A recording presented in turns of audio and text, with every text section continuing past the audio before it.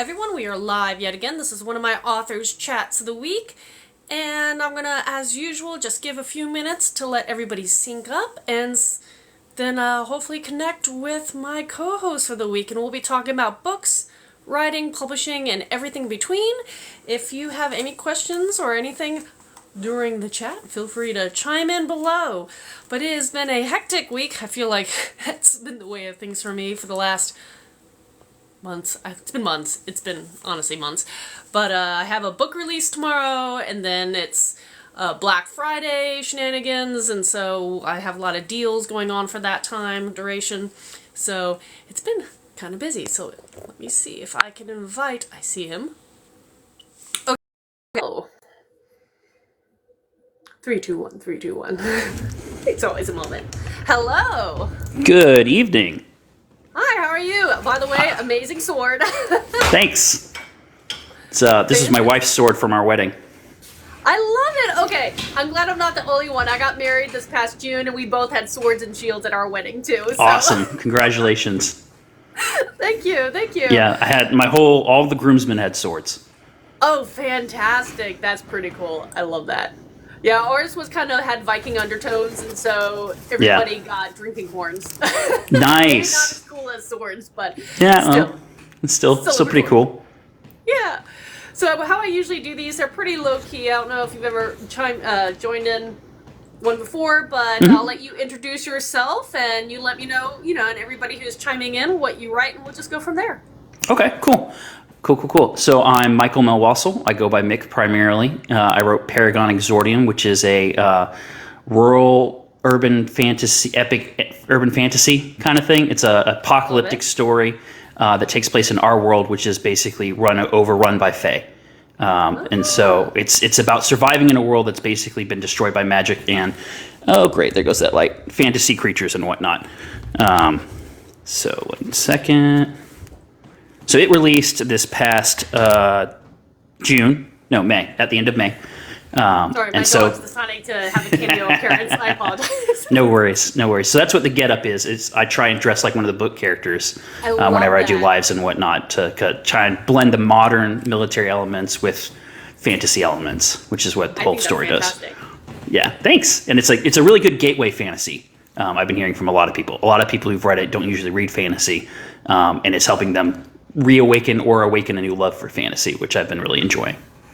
That's wonderful. Yeah, no, I love that. And I think when it comes to urban fantasy, that's a nice little stepping stone because there's a lot of familiarity for people who aren't ready to maybe delve into some secondary world, but you still get the taste of magic and lore depending on the person and what you're interested in. Exactly. So with your work, you said it's a kind of a future, almost. Did you say post-apocalyptic? Or yeah, so it's a little bit of both because it takes place in our world. It takes place in Georgia, in the United States. I live in Georgia. I understand. Oh, really? I can fix that right now. Nice. So there's actually an arc take place in Macon, and the third arc takes place entirely in Atlanta. Oh, fair enough. So there's a lot of college in Macon, and I live outside of Atlanta. So again, there you go. So you'd probably recognize some of the locations and stuff. Yeah. So. But yeah, what was I lost myself. I was asking, you were saying you described it a little bit like a post-apocalyptic. Yeah, so the event that triggers all of this is called the Shattering because an outpouring of magic, an ancient spell breaks, and it literally shatters the sky, which you can kind of see on my cover. The sky's all broken like glass because of this ancient spell. So when that spell breaks, most of humanity is wiped out. 90% of humanity is extinct at this point. So they're trying to survive in this new world that's overrun by fantasy creatures. I love that. And when you were talking about Fae, so a lot of people, Fae kind of stems from Celtic lore. What was your interest and draw to Fae as being your particular, creatures, entities of choice for your fantasy? Right. So Fae, I use it more as an all-encompassing term for fantastical creatures. Right. Okay, so in my book, there's actually 2 classifications of Fae. There's the Fae Ligir and the Fae Mia. So the Fae Ligir are the elder original races. So you've got orcs, elves, dwarves, and then humans are technically part of that. And then the Femia is everything else, like centaurs, satyrs, mermaids, fill in the blank. Everything really exists in this world, and there's a separation between the two, and their correlation and relationship with magic. Oh, okay. So I use Fae because that's kind of a catch-all term. But like, you know, it's more high fantasy elves, less court of roses or whatever. So there's a lot of different elements and layers to that. See, I'm an epic fantasy person, so when you have a long list of mythological entities, I absolutely love that. Michael, I guess for me, it's like, did you, when you started designing is this a series or a standalone? This is the first in a series. Fantastic. So for your series, did you kind of like already set the parameters and saying, we have X many different mythical entities and going forward, and we're going to build out from there? Or were you one of the people... I kind of do this sometimes, where I keep it open-ended in case I want to add something else. Tuck it in. Right. So, yeah, it's a little of both. Like, I've got the main ones with their main lore, but my one of the original concepts I had was like, okay, the reason that fantasy creatures exist in our thoughts, because the spell removed them from our reality, right? The reason we can think of them and know of them in a modern setting is because dreams are that spell leaking. And the knowledge of them has leaked into our reality for thousands and thousands of years. So we're familiar with all these species that used to exist, right? So it's a 700 plus page book, but I haven't introduced every mythological being in it. And my thought process is, if it has been imagined, it can exist in this world. Okay, I love that. I do like that. Yeah. So like book one, we have like a basilisk in the first act, like just giant snake situation. That's what introduces the characters to this new magic world, as well as a dwarf. And we don't meet any elves until like the end of the second act. We meet some orcs very early on. And so there's a lot of different layers to that. But like we have wyverns and alicorns in the third act. There's no proper dragons in book one, because I have a whole separate thing for dragons and how those exist.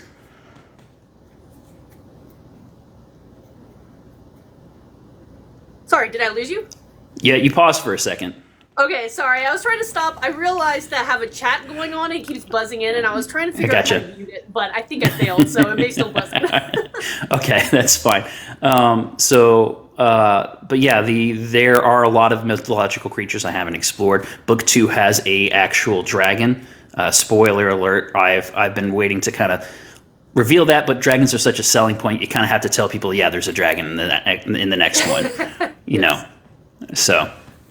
Oh yeah. But yeah, we got my first series, the Incarn Saga. It was very fascinating for a lot of my friends, and kind of like shocking to them that I did not add a dragon in it, because I'm obsessed with dragons, and I love the lore, and throughout my whole life, I could talk about like the various kinds throughout all different mythos, etc., so on. And so the fact that my first series had nothing to do with dragons was shocking. Right. Very shocking. My other two at the moment do have dragons, at least at one point in it. Yeah. But like you said, they may not be in the first one, you know? Right. And there's story reasons for that in mind, and there's just like the presence of a dragon would drastically alter everything about the story, you know? So we had to find a way to work it in that made sense. And there's lore reasons for it as well.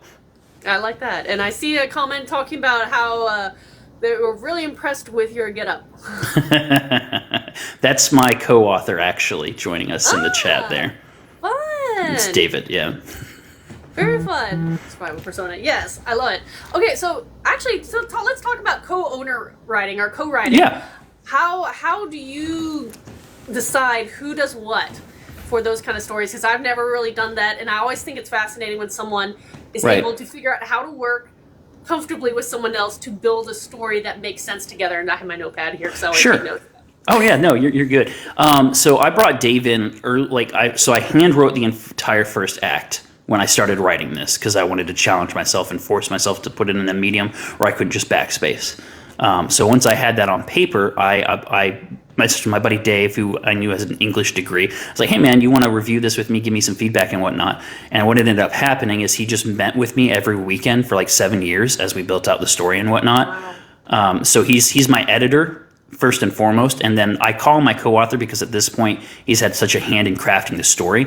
I would say probably 95% of the words are actually written by me, but he's been instrumental in saying, hey, rewrite this, or let's change the dialogue here, or let me touch up this dialogue. And another element to that is there's a heavy military presence in the book. There's military characters. So Dave is in the Army. So I wanted to make sure no one in the Army or in the military reading this would never cringe at the terminology or the characteristics I've written. So he's gone through and rewritten entire scenes to make sure the dialogue and stuff matches up and makes sense and adds up in a good way. That's fantastic. Yeah, military fantasy is one of those kind of sub genres that people don't realize does exist. Right. And I guess technically, in some weird way, the Incarn Saga always falls into military fantasy because we do deal with military environment during this war front, though it's very different than like modern day stuff. Sorry. It's okay. I warned this particular group, it's a movie group, and I warned them that I was in a live today. They clearly forgot. I promise. I apologize. It's okay. But yeah, no, it is one of those kind of fun little genres that people who write it and write it well. Right.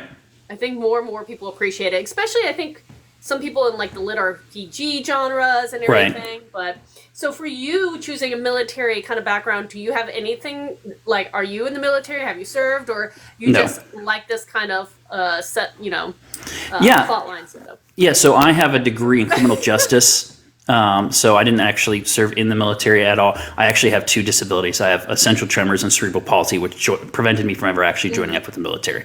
But one of the main things with it was when we were approaching the story, I wanted a story, and I wanted one of the main characters to be a character who could believably survive in the world, right? Most of the time in epic fantasy, you get the dude, the farm boy who picks up the sword and goes and saves the world.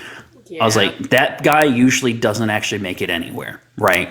So one of my main characters, Captain Peter Blair, is like a Black Ops, like Navy SEAL level kind of guy. That's the whole point, is he's able to put his skills to use in this world. And he's still overwhelmed because it's not things he's used to combating, and he has to adjust and change how he approaches things. But that's kind of why we wanted to pull in that really heavy military influence. And we call it a military fantasy because it definitely fits within that genre, but it's really genre bending because it's not just that. Because like we've got 3 POVs, right? And only one of them is the main military guy. Mm-hmm. No, I get that, and but that's the thing is, I think when it comes to, obviously you have your umbrella arc, I usually claim epic fantasy, but there are so many different subgenres, and again, these kind of like sub-bracketing, some like niche kind of genres that everything kind of overlaps depending on, these various bubbles. So it is kind of fun to see how different authors market their work, because someone could hear a term like military fantasy, be like, oh, that's it. Or you could have said post-apocalyptic, and someone else would be like, that's my jam. They're both the same book. They're both describing the same book, but from a different kind of, again, angle, I guess. So Right, and it's epic military, and it's rural fantasy, and it's urban fantasy, both at the same time. That is kind of cool. So how did you like approaching multiple character POVs? Because that's another thing that I have yet to dabble with. Yeah. And I'm leaning toward it for a future book series, but I'm still kind of shying away because I'm so used to just doing a single POV throughout the whole thing. Right. So it's it's third person omniscient, right? So that helps lean into that. So a lot of people will do 3 POVs and they'll start them in different locations, right? And they'll eventually coalesce. My book has all 3 POVs start in the same location.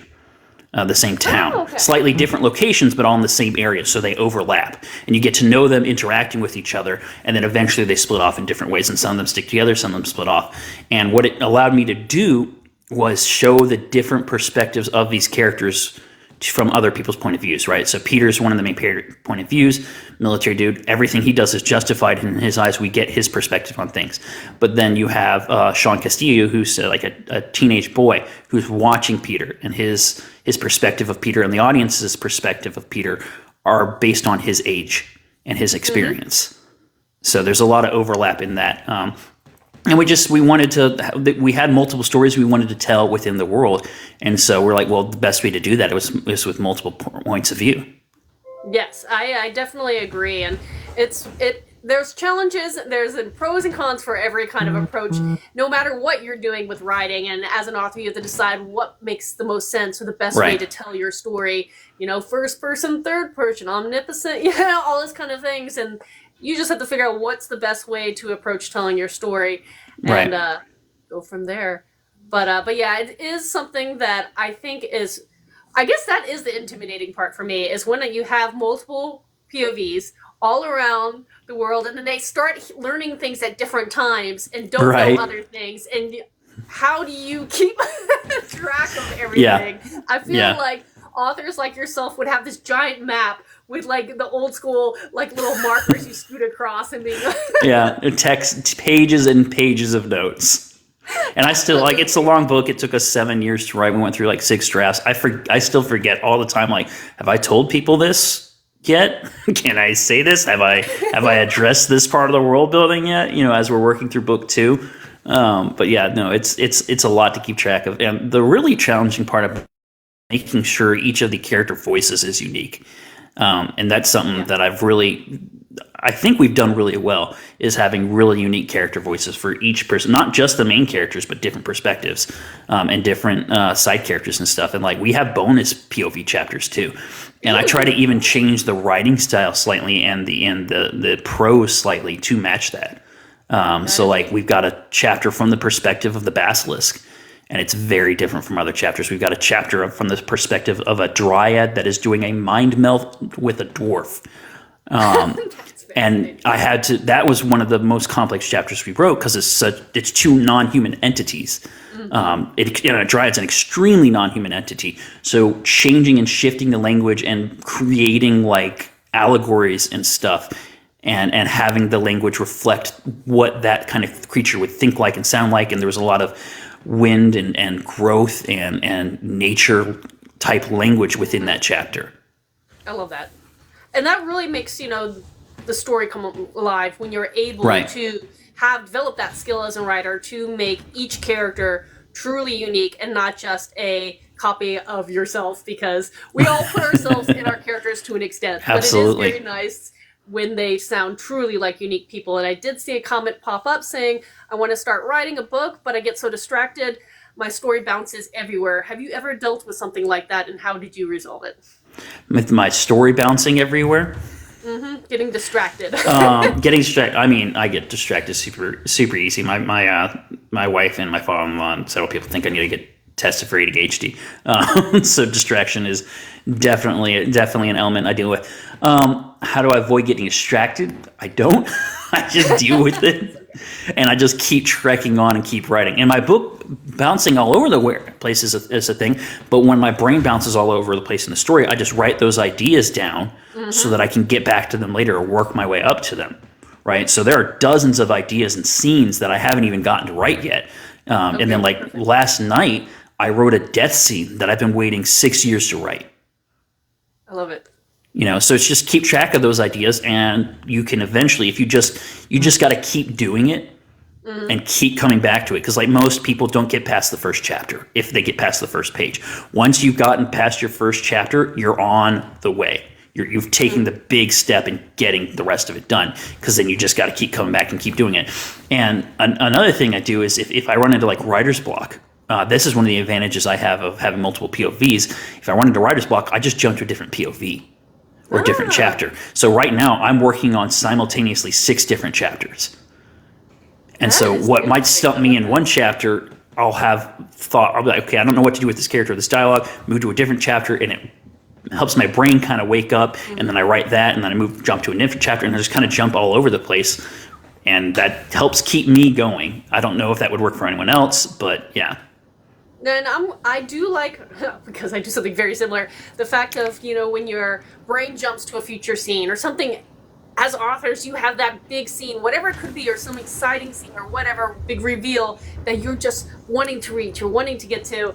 And it's so annoying if you're trying to just wait for it. And so I do, kind of like you, allow myself those moments that if I have a great dialogue going on in my back of my brain, or again that one scene that I've been itching to write for forever, I'll jot it down right then, and I have scrolling notes, pages and pages of scrolling notes that, like you said, when you get to that point of the book, you can just be cut paste and move on. Right. It's lovely. I absolutely enjoy it. But yeah, so I was just catching up on some of these commentaries. But yeah, so that is a fun thing. Is every author, again, going back to we all write very differently. We approach writing differently. We approach storytelling very differently. And there's no one right or wrong way. It's what works best for you. And each person has to figure that out, because we all have skills and we all have weakness. And like for me, I know dialogue is probably one of the weaker things. I am getting definitely noticeably better with each piece that I write, but that is, action scenes are my jam. Yeah, I hear that. Yeah. Action scenes are fun. So do you have a favorite character, since you have 3 to choose from that are main, and then obviously who knows how many side characters or other creatures? Like, do you have a favorite one? I know that's a horrible question. It is, and I keep getting asked it, and I feel like I give a different answer every time. That's okay. Is because there's a difference between a favorite character and a favorite character to write. So I think probably the answer I'll give this time, I give a different, like I said, I give a different, because I love so many of my characters. My favorite character currently is Jadis, who is an Eolan, which is like a dark elf.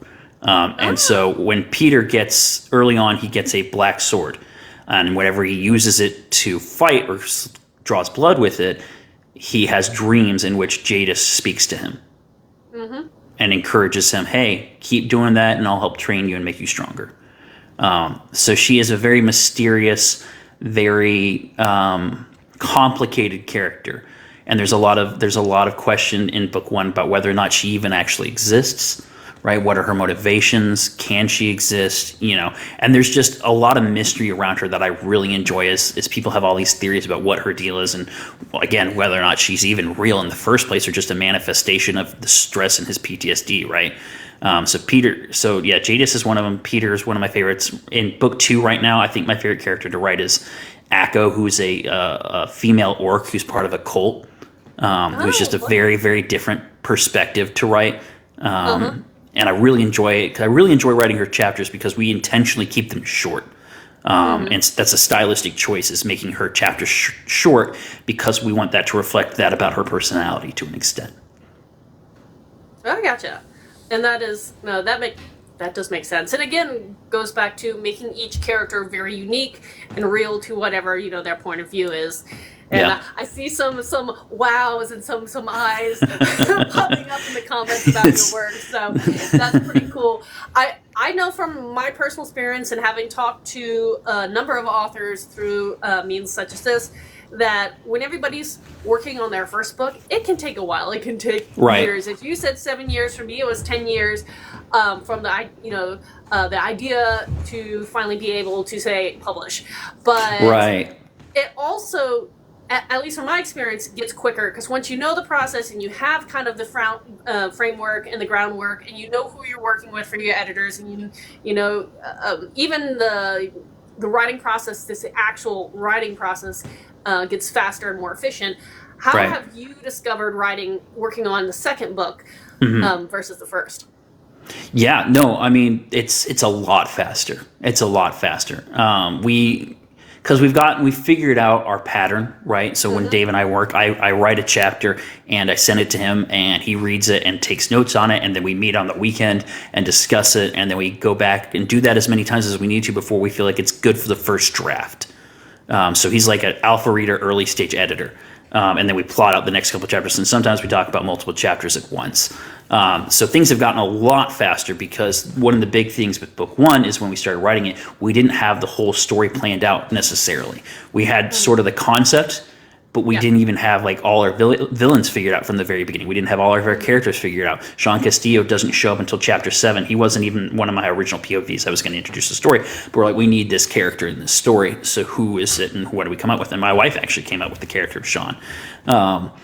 So there's so much faster too, because we've established the world for book 2. Yeah. So we can trust the audience a little more. and we're familiar with the character voices. We don't have to do as much like, okay, what does this character talk like and sound like? I can just kind of jump into their headspace, which is something I focus more on my second draft with anyway, is making sure I get the character voice right and dialogue and whatnot and scenery are things that I really heavily focus on the second draft. But now I know that going into this book that's where I need to focus my attention for the second draft. Yeah. No, I definitely get that. And I do see a comment popping up saying, now I need to break through all those people who said it never could be an author. I believe that everybody can be an author. It's just, will you yourself find the time and make the effort? Because it does. It is an effort to sit down and do it. But I do think everybody can do it. And I also believe, in part, the whole practice makes perfect. So guess what? Your first book might not be the best book. And that's okay. Right. You're trying to get better each time. It can break your heart because you think it's amazing. But then the second book, you want to be better than the first. And the third, better than the second, and et cetera, so on. So just sit down and write. Yeah, that's the most important thing is writing. Just sitting down and writing, and then doing a lot of reading, because reading feeds into your ability to write. You know, and I mean, our first book, we weren't happy with it enough to a point for publishing until we've done 6 drafts. Right, we went through it a lot because that's a common thing. Is first book's going to be awful. We're like, nope, we're going to start off strong. But that took a lot of rewrites and a lot of work to get it to that point. And it's still not perfect. You know, I had it professionally edited, and I've got a list of edits I got to go through and make and update to come up with like a second edition that's got those small grammatical or spelling things that just slip by, you know, because when it's over 231,000 words, you're gonna have, no matter how many eyes you put on it, something's gonna slip by. And we're well within the industry standard, so not to talk it down or anything, but people need to understand is that it doesn't matter if it's trad published, hybrid produced, or indie, or any of the others, but mistakes will always happen. Something will always slip through. And eventually, theoretically, you'll catch them all, but usually not when you publish it the first time. Right. Yes, and hopefully it's just small things. Hopefully it's the small things, and that you work through the whole process and don't have giant plot holes that, for whatever reason, you are oblivious to. Right. Yeah. But the thing is, I do like the indie publishing process because we have so much control, and we have the ability to quickly, respectively so, quickly go back in, make the edits, slip in some updates, and go from there. Turn it off and move on. For sure. And they said, oh yeah, go. I just the comment. I've been doing long form RP for fun online. If you can do long form role play for fun, you can write. Absolutely. And that's, I agree. One of the series that I would like to get into down the line, and this is one of those. It's very different for me of how I'm approaching writing, because usually, almost instantaneously, I know the story, I know the main characters, I know the end game, and I know like the big points. The small stuff gets, built out later on, but the big points. And so approaching very differently is over COVID, I got in a little bit. I am not a master, I am not an expert, but got started playing a little bit and dabbling with Dungeons and Dragons, but being an author, fell in love with my character, and now I'm like, well, now I have to write some kind of dark fantasy, D&D literature inspired series based with her in it, and I've been slowly working on, setting the groundwork, but it's very different because it wasn't like this instantaneous thing. It was, had this character, I'm like, now I want to share her story. Right, yeah. I've been DMing a D&D for over 10 years now. So one of my first campaigns, there's actually characters in book 1 who are named after characters from that first campaign that I DM'd. Fun. And there's references within the book to things that happened in that campaign, because like, hey, I need an elf character name. Oh, you know what? That guy had a cool elf character name, and I'm sure he'd love to see that elf represented in this story. Yeah, and I've been seeing with, especially again when you write fantasy, and probably I would assume, even if you dabbled in the sci-fi side of it, definitely fantasy lends toward TTRPG like Dungeons and Dragons and stuff like that. Right. And more authors are coming up with one-shot games based off their worlds, or I've been coming up with TTRPG miniatures that are custom-made after my I've seen those, yeah. And, they work so well together. It's a lot of fun. I could see your character just already, built out and Yeah, we actually have one of the projects we have kind of on the back burner, but we have a project where we're working on like a D&D style campaign book that would take place in the world of the book. So we're working out what that story would be and setting up the locations. I think we are currently looking at the story taking place in like Colorado.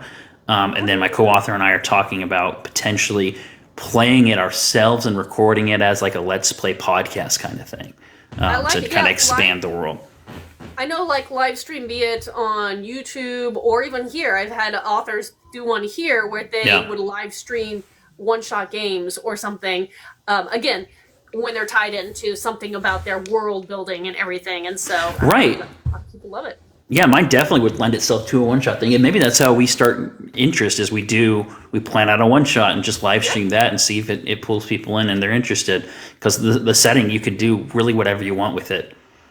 So yeah, I think that's cool. And then let me know how you approach that, because I've been talking more and more with other people about like how to even approach coming up with one-shots.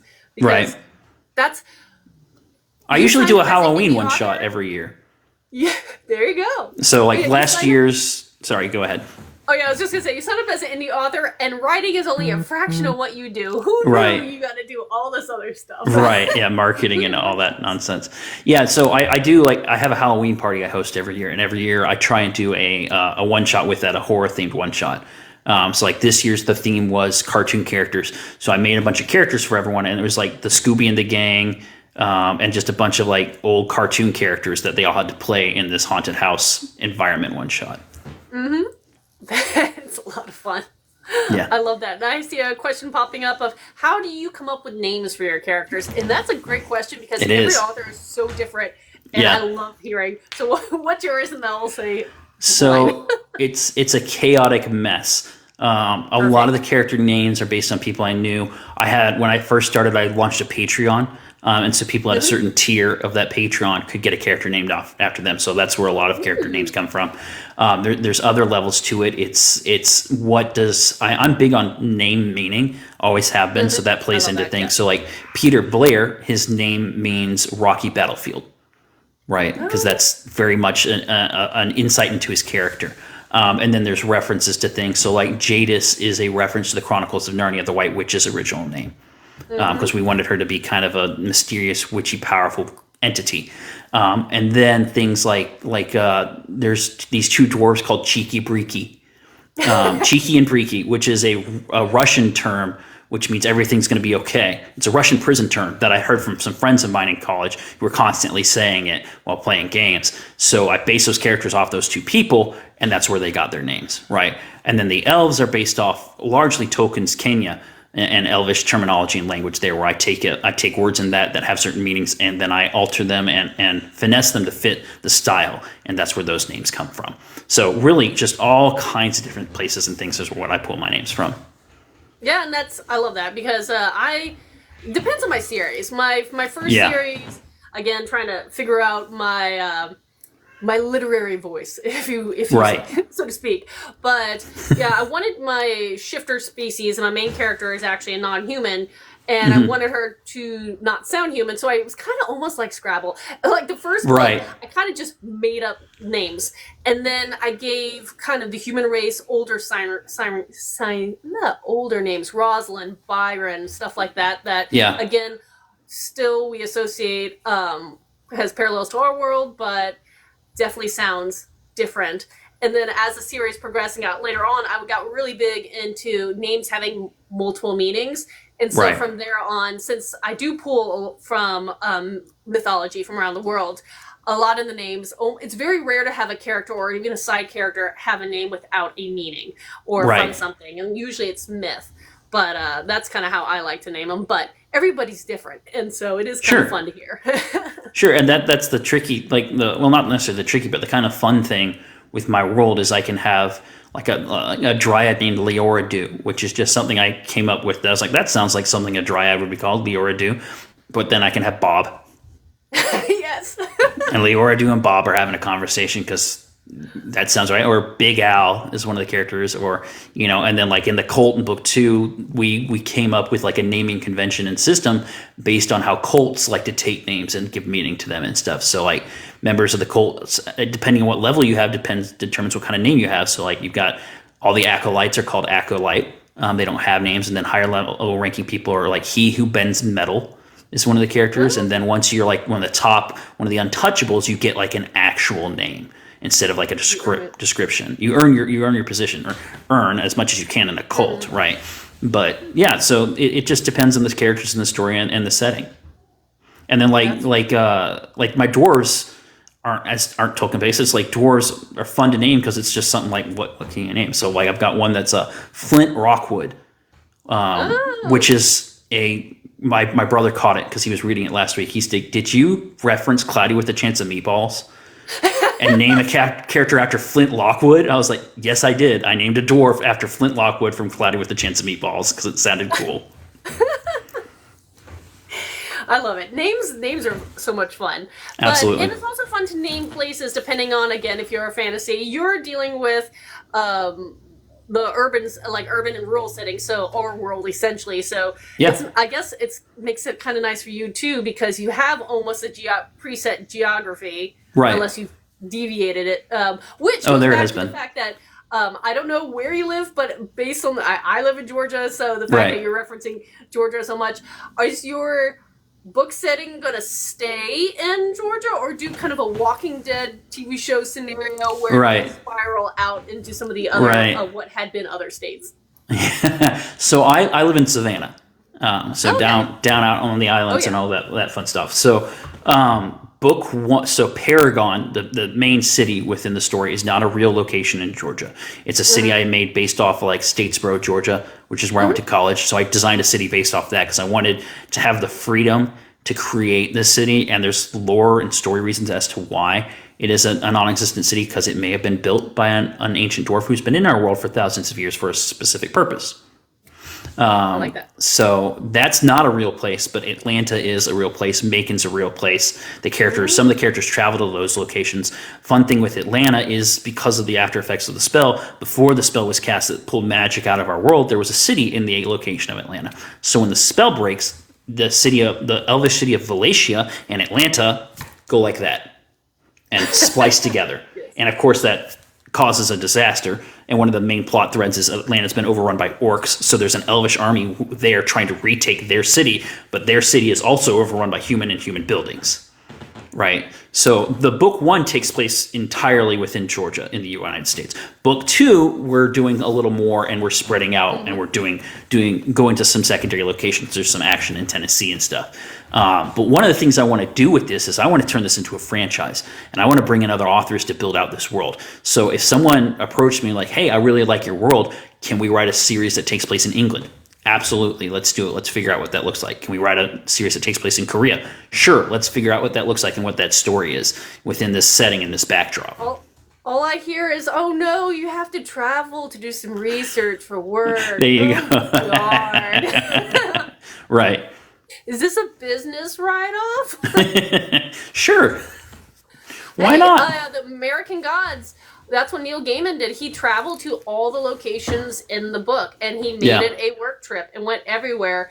And from Lookout Mountain to all these locations. If you've read American Gods, but that was that is kind of cool. You can do it technically, I guess. Yeah, I mean it's research, right? Yeah, exactly. And Book 3, Hawaii. People said Minnesota, Hawaii.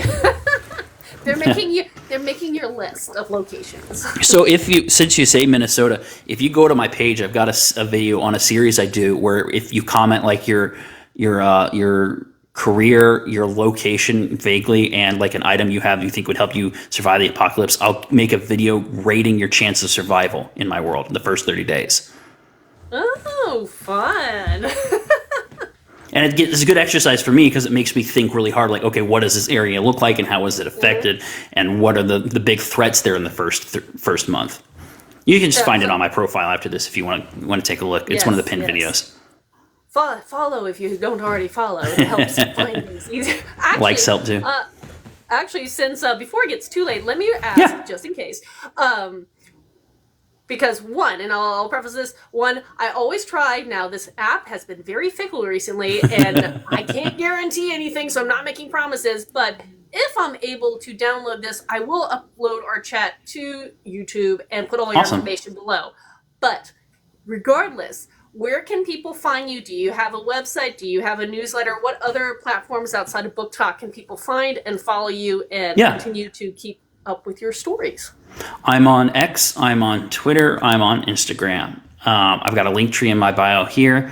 I'm on Facebook. I don't know if I said Facebook. I don't have a website yet that is on my long to-do list, and I don't have a newsletter yet, also on my long to-do list. But all of those are interconnected. I've got the same username across all of them. I technically have a YouTube. I just haven't done anything with it.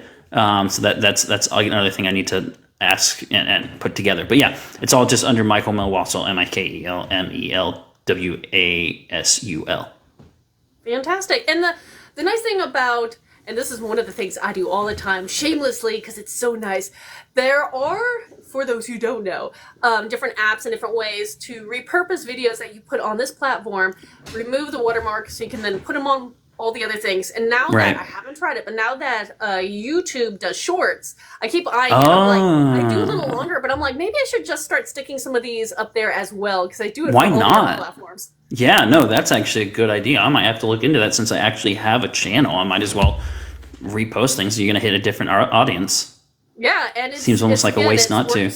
Work smarter, not harder. So if you're already creating content, get everything you can out of it. And I have another question popping in. Okay, it says, to write, you need to read. Is it best to read within your genre, or at least the genre you want to write in? Is that recommended? So what do you think? Now, I've heard many things, and I have my own opinion, but we all have our own opinion. So I wouldn't say exclusively, but I would say primarily. Because you want to know what it feels like and what it looks like. But like if you explore other genres, you can let them influence what you're writing in whatever genre you want. Right, so like my book's a genre bender. It takes things from all sorts of different genres because I read things from all sorts of different genres. So I don't think you should be bound to that. I would say like a 75-25% ratio would probably be an ideal kind of way to look at it. And theoretically, whatever genre you're choosing to write in is something you enjoy. One would hope that you would already be drawn to it. Now, I approached everything I always do everything the hard way, or the wrong way, or all the above. But for years and years and years, I always went and read ancient epic sagas and prose and poetry and eddas and all that kind of stuff because I found that fascinating. Again, I pull from mythology. But only until I joined this platform, I started challenging myself to read iconic epic fantasy as well as concurrent works in fantasy realms. So I'm still playing catch up, and I do agree that it is very smart to read within the genre that you want to write because you want to know what makes the popular books popular. You need to know if there are tropes that are almost expected, and then you, once you have that knowledge, you can choose if you are going to keep with what people expect or break the rules. But you need to know the rules first, which means you need to read enough to figure out the trends and everything. But yeah, never limit yourself either, because who knows, you may be influenced by a way someone approaches writing a romance if you want to do this kind of dark sci-fi. Who knows? But read wide. It's a good thing too. So I take recommendations all the time. I'm like, does anybody have a book they recommend? My TBR is a little all over the place, but there's definitely a heavy trend to mythology retellings and epic fantasy, clearly. Right. Okay, so I see some other stuff. Sorry, I'm a very long-witted answerer. No worries. You're a writer. I would expect such. Yeah, it's a problem. Conversations can be long-winded. Yeah, definitely a sci-fi girl, but also in high fantasy. And read both, because now science fantasy is becoming a thing, where it is a merge between them. Again, these niche bubbles that people are just putting terms on dwarves in space. Like Deep Rocket Galactic. I didn't even know that one. Yeah, that's a video game about dwarves mining in space. Hey, Sci-fi dwarves. It's cool. It's a fun concept. That is really fun. I love it. Absolutely love it. Okay, so don't have a newsletter, don't have a website, but you do have a link tree, which is fantastic. And much needed. I will say, when you are able to get a newsletter, start doing it sooner than later, because you never know what platforms are going to do and if you're going to continue that's to be very on true them. But that's the very newsletter true is your own subscribers, and that's, even though I get it, no one wants actually to I think I technically do have a newsletter form. I just haven't attached it or set it up properly. So I should probably get onto that a little more consistently, because I made it for my first book signing and had a QR code and everything printed out, and then we forgot to even get it out in the first place. So I might as well put it out there. Yeah, and it doesn't have to be super long, and it doesn't have to be this constant buy my book, I mean, obviously you want people to know about your book and buy your book, but for you're already doing things about, hey, give me your name, your location and the item, and I forgot the third thing you said, and you could have your newsletter people all throw in ideas, and then every month you draw one out and say, this was a selection, I selected so-and-so's, and here's my rating, and that's a great idea. Keep it simple and engaging and fun. Do as I say, not as I do. But yeah, it doesn't have to be that hard. But let me also ask you, while I have your attention here, is where can people find your books? Because some people are exclusive to Zon, others are wide. Where can people find and get your books? You can find my book internationally and wherever books are sold online, basically. It's available on Barnes & Noble. It's available on Amazon. I have an Etsy shop for signed copies that is exclusive to the U.S. for now, because it's thick. International's hard. it's big, and this costs $10 to ship. So if you want a signed copy, you can get one on my Etsy shop, which is linked in my link tree. But it's on Amazon. It's available in ebook, paperback, and hardback. We are looking into doing an audiobook.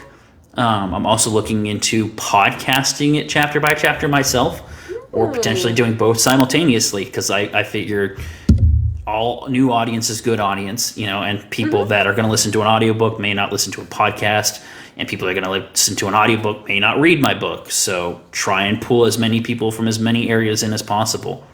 Absolutely. And audiobook people, they're voracious readers in their own right too. So it's one of those things, I wish I started that process earlier. Now looking at it, I know it is expensive, and one of those things you're like, but it does pay off in the long run, at least for most authors. So I would say, and audiobooks are a great thing to do. And I think you mentioned your book. It is a big book. Your book is $10 to ship. Try Medium Mail. I don't know if you use Medium Mail. If you're I use staying in the Etsy US right now. and you're only shipping a book and not a book box with candles and anything, all that kind of stuff. If you're just shipping signed copies, it's probably the most affordable way to do it if you're shipping in the States and just books. Medium Mail. Got it. Yep, USPS, and they do it by weight, and you would have to weigh your book, but I would be shocked if yours is $10. It probably is going to be closer to $6, maybe That $7. would be a lot better. I mean, that's about what Etsy helps me out with. Yeah. I'm just taking a note of that. I loved finding that out, and I'm like, yes, medium. Yeah, I've been looking, because I'm like, $10 for a book? What are we doing? I mean, granted, it's a 3-pound book, but come on. Come on. Yeah, okay, well, if it's 3 pounds, I don't think it's going to be that much. So you can be fine. Cool, I will definitely look into that. Thank you. You're welcome. No, it's one of those things I think all authors should at least be aware of, and then you can choose if you want to, because there are parameters. Again, you can't do book boxes full of all the knickknacks. It is supposed to be just books. It may help you out and save a few bucks, and we all want to make a highest profit as we can, because this is an expensive thing. Yeah, it is. Yeah, I've got to sell a couple thousand to break even. And people, I think that's one of the things that are so shocking for our readers, is the fact that authors don't actually make a lot of money. Right, on Amazon I make $2 a copy. It costs money because it's thick and it's long, but it's a dense book, so it's going to cost a little bit. But I have it priced as cheaply as I can, while it's still having the market value, which it's priced at market value, So because you don't want to undersell. Well, you could be surprised. I know a lot of authors here on this platform, if the ones who started shops through this platform will sell their books higher price than what they would for Amazon, but they're also adding in stickers or other kind of little things as well. But seem to be doing well. Yeah, the big push for I've been looking into that. Is direct sales right now. Yeah, I mean, I make a lot more off a signed copy on Etsy. And it costs about the same for the person purchasing it because there's the margin is different. Oh yeah. I absolutely agree. So if people who are readers out there, always see if the author has direct sales. One, you get a signed copy. Why wouldn't you want the signed copy anyway? Exactly. And two, usually they're about the same price as you would get anywhere else, and it helps the authors out. Yes. Sorry. Yeah, like one signed copy is like selling 8 physical copy, like 8 Amazon copies. It's a drastic difference. Oh yeah. It is amazing, and that's one of the projects I've been working on behind the scenes is figuring out how to sell direct ebooks, print books, and all that kind of stuff. It just helps. It helps. But yeah, let me ask you as well, since we're rounding the hour, is there any topic you would like to talk about that we have not talked about? Is there any question that you had that you never had the chance to ask so far? So, and the same goes for anybody listening too. Right. Yeah, I love taking questions from people. I want to hear what your book releasing tomorrow. Right? Congratulations on that. Another book. Yes. I have it's technically a novella. Okay. Hey, that's still written word. But like one of my projects during COVID is I do write larger books in respect, not as large as yours, but on the larger side. Sure. They're 130,000 ish, maybe a little bit more, and I think the average right now is 90,000 for most people, which is kind of like, wow, that's a lot shorter. It feels like. Woo! Yeah. So, sorry again, told you long-winded answers, but challenged myself to write shorter, more succinct stories, and came up with retellings of Norse mythology. And so thereabouts, I had the Guardian Spear come into reality, I guess. But yeah, it's a dark retelling of Norse myth. It's Vikings meets epic fantasy, and even though they're novellas, reading them, they're trying to be released kind of in theoretically, in a more rapid way than I could produce my full lengths. So I release about 4 a year, and so the final one for this year is releasing tomorrow, and that's volume 12. And at this point, if you've been reading the story, you're well into Yggdrasil world tree and all the 9 realms, and it's excellent. There's a lot going on. Yeah, for sure. Yeah, we're working on a novella. My co-author Dave is working on a novella. It's a horror novella that takes place around some of the characters that disappear in book 1. So it's going to be a short thing, but it's like a Southern Gothic kind of horror novella thing is what we're going for. And we're drawing a lot of inspiration. It's not a retelling of Odysseus, but there's a lot of reference to, like, all the names are going to be references to Odysseus. And there's going to be a lot of like story beats that are references to Odysseus. So that's a project we're working on that I think is going to be a lot of fun. But that's going to be a challenge for us as doing something shorter. Because like when we were writing this, challenge. It's a palate cleanser. Yeah, because we were writing this, we didn't look at word count until we were done. We didn't. It wasn't something we considered. I didn't even look up like what's the average amount of first time fantasy author. What's the average length of book? I didn't care. It was what does it take to tell the story right. And when do we feel like the story is told correctly? And it's a long book, but people fly through it. It is nonstop. Like it keeps going, So and we talked about like splitting it into 2 books. But what the conclusion we came to was if we split it into 2 books, we will just end up with 2 really long books because we'll want to just expand everything that those books are doing and talking about, and each arc will just spread out and get longer. So that's why it's just the one for now. And this is the first of 3 to kind of things we haven't talked about yet. I'm hard at work on book 2. And like I kind of referenced the fact that I want to do like franchising and I want to bring other authors in and build out this world. I've got 3 series in this world planned. Like I said, my co-author is working on his novella that I'm helping with to a degree. The guy down there, Nathan, he just finished it and was inspired, and he's writing what he wants to be a book. I'm not sure if it's going to be a book or novella in the world, so we've been doing a lot of discussions about the magic system and whatnot. And then one of my beta readers has a concept that he's toying with too. So it's I love gonna that. be a lot, and I would love to work with more authors and creators and get in the space and do things like podcasts and offshoots and as much as we can, because you can put whatever you want in this setting. It doesn't have to be an epic fantasy. It could be a mystery thriller. It could be, and like there's elements of those, but like you could write a romance in this setting and it could be fine. You could write a coming of age story. Like there's so many different things you could do that would be a lot of fun. I got an idea for you. So you need to put the feelers out and have an anthology set in your reality, your world building, and have different people, be it your beta reader, be it different people involved, all put in a story, and you come out and have an anthology of and then you can have potentially a romance or a horror or whatever, and it's all still tied in because it's all the same world. Yeah, that'd be a great way to get a bunch of other authors involved, just short little stories. So that's a fantastic idea. I'll definitely have to look into that because I like that because I'm also working on like my own Silmarillion and stuff too. Never enough time. Right, yeah, exactly. Yeah, because like we got this one, it's just the first of the three. We're working on the second one. When I have any spare time, I try and work on my Genesis Silmarillion in the background. And then we've got 2 follow-up series to this, so I'd love to, like I said, anyone who wants to, I'm like, yeah, let's do it. Let's talk about it. But yeah, lots of ideas, not enough time for sure.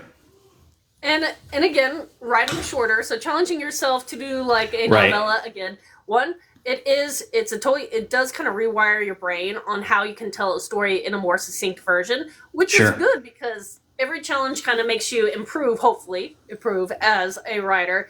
I know recently, since I finished the first drafts of all 16 of my Dark Viking fantasy, I wanted to do a kind of a prep toward, again, that D&D lit style book series that I'm working toward. And so I had some of my readers from my readers group have a challenge over the past few months of creating a monster. And we went through all this process of like the environment, what it looks like, how it thinks, etc., so on. And what they came up with, I wrote a short story this past week that I'm going to finalize and tweak and gift them, but it also helps me kind of get in the headspace of this future reality and come up with some fun creatures that, you know, I don't know. And so that was one of my new projects was coming up, and it ended up being a horror fantasy. And I was just like, I definitely like the dark stuff sometimes. yeah, for sure. Definitely fun. But yeah, so again, if anybody has any other questions, I think I've covered everything on my end, and it's so much fun meeting a fellow Georgian. Yeah, absolutely. I think that's fun. And I love reading books that are set in states or areas that I've lived in, because for a while I lived in New Orleans, and so anytime I read a story or even watch a show, it could be, I love binging fantasy or sci-fi or even post-apocalyptic TV shows and movies, and anytime you have like those references that you're like, ooh, I know where they filmed this. Ooh, I know what they're talking about. Right. So much fun. So for you, what was probably one of the most influential books that you read as you were heading toward, pursuing the path of the author? Yeah, I mean, I got the idea when I was in high school. I was reading Lord of the Rings, and then my dad showed us the 80s film. What was it? It was, why am I forgetting? I'm thinking of a different movie that's similar. It's okay. Wolverines. Dadgummit. Red Dawn. Huh? Red Dawn. Oh, Red Dawn, 80s movie with like, thank you, you got it in there. Yeah, like communists invading America. So I had a dream of like that same setting, but with like orcs and goblins and stuff. So that's where I got like the concept. But Lord of the Rings is what I was reading at the time. I'm a huge Artemis Fowl fan, which is modern setting sci-fi with fantasy creatures and stuff. Artemis Fowl. I worked really hard to crack that language when I was younger. And yeah, the code books and stuff. Yeah, absolutely. Yeah, so Artemis Fowl is a big one. But yeah, I mean, Lord of the Rings is probably the biggest one. Aragon, the Aragon series as well, was a big influence on my magic system, because that's my favorite magic system in any fantasy I've read. Is I love the Aragon magic system. So we had some inspiration there. We didn't just take it outright at all, but we had influence there, and influence from Artemis Fowl has a magic system, and influence from Lord of the Rings and stuff. So like each race has a different castology in my book, and method in which they cast magic. So like the elves in reference to Tolkien sing their magic. And then like the dwarves have like runes tattooed and imbued with magic, which is and then spoken word for humans, which is how they do it in Aragon and stuff like that. So, but yeah, I would say it's a culmination. It's absolutely not just one thing. It's so many things because I've done so much reading. Here's a fun fact for you for rune magic, again tying back to Nordic myth and Tolkien loving to repurpose Nordic myth in his work, but rune magic, and actually the people during the Viking era, they truly believed in the fact that writing down runes or the written language was a form of magic, and whatever you wrote down would happen. And so that's been since ancient, not ancient, but like Scandinavia, since the era of the Viking people. So that whole what you write is true, and that's a very powerful thing when you are an author. Right. Yeah. And so I love all things Viking and Celtic and Norse mythology, and so I'm descendant from Scottish pirates. So not they may have been descendant from Vikings, but like that's the one thing I know is like we weren't part of a clan because we were pirates. And cast out of clans. So yeah, I love all kinds of stuff like that. And my elves are very Celtic inspired. We wanted to make them very unique. So they are a very warlike race because if you don't die of natural causes, you're going to do everything in your power to make yourself not die of any other causes. And that fed into their culture and stuff. And I took a lot of influence from Celtic culture and Celtic war tribes and stuff for that. That is, I was going to say, I feel like the Celtic influence and fantasy, be it, again, urban or period or epic, there's a lot that's trending toward Celtic right now, and that's going to be, I think, a booming theme. Right. So, I love it. Anyway, we have rounded the end of the hour, and I'm actually very impressed with myself because usually my voice gets scratchy after about an hour doing these lives.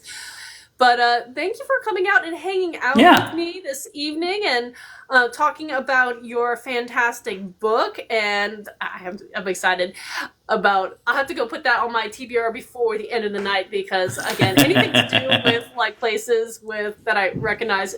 One is really fun, and two, your magic systems sound phenomenal. But thanks for coming out. Yeah, no problem. Thanks for having me.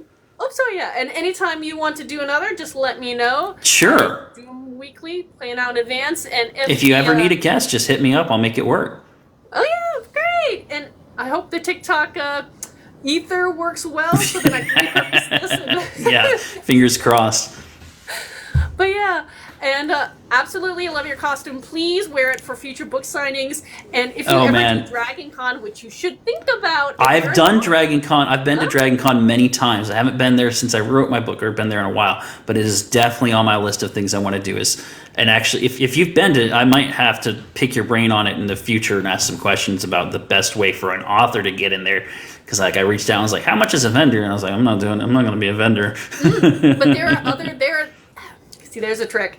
They have the vendor hall, which I cannot fathom affording by myself. Right. Now, they do have something, and I think they'll continue it going forward. I don't know if this past year was the first time, but it was called either the Fantasy Gather or the Gathering. Okay. But it was Friday only for, and I don't remember if it was 4 hours, but it was a book signing thing where you rented a small table space, and it was only... I think it was fantasy or sci-fi and fantasy authors in that space, and so it pulled a lot of people who were just interested, and it was a one night deal, and far more affordable to do that. And I will definitely be picking your brain on that because I do really want to get back to Dragon Con. And I even thought about wearing this getup for it, or we could totally do that. That would work really well. Yeah, I'm just trying to do this in videos and whatnot, and all that fun stuff. We're still workshopping this, but it's in the right direction. I don't know. I'm just saying, I think that's perfect. If I was a little more creative, it would be fun to dress as my own characters, but... I saw it. Listen, one of the guys I follow and interact with, who's releasing a book soon, he's almost all his videos where he talks about his book, he's dressed like a pirate, and he's writing a pirate thing. I was like, you know what? Why not? People pay more attention when you look a little distinct, so let's lean into it, you know? Oh, yeah. lean into it. So get some get some Viking gear, even just like a Viking helmet or something. And people probably like, what is this? I do have like helmets and swords, but like they're like the more or less real deal stuff. Right. They're a little, I'm not probably gonna lug that one around, but yeah, I should probably come up with a little more of a costumey version that I could. It might help. Who knows? I haven't seen this help yet, but fingers crossed it will. I enjoy doing it regardless because I like cosplaying. See, yes, and that's the thing. It's especially events like DragonCon. It is perfect cosplay, fantasy, reading. All that stuff put together, and it's a fun time. But yeah, definitely reach out. For sure. I know I will be starting to think more about, gearing up to sign up for some stuff for Dragon Con come the new year, but until then, the holiday season. Right.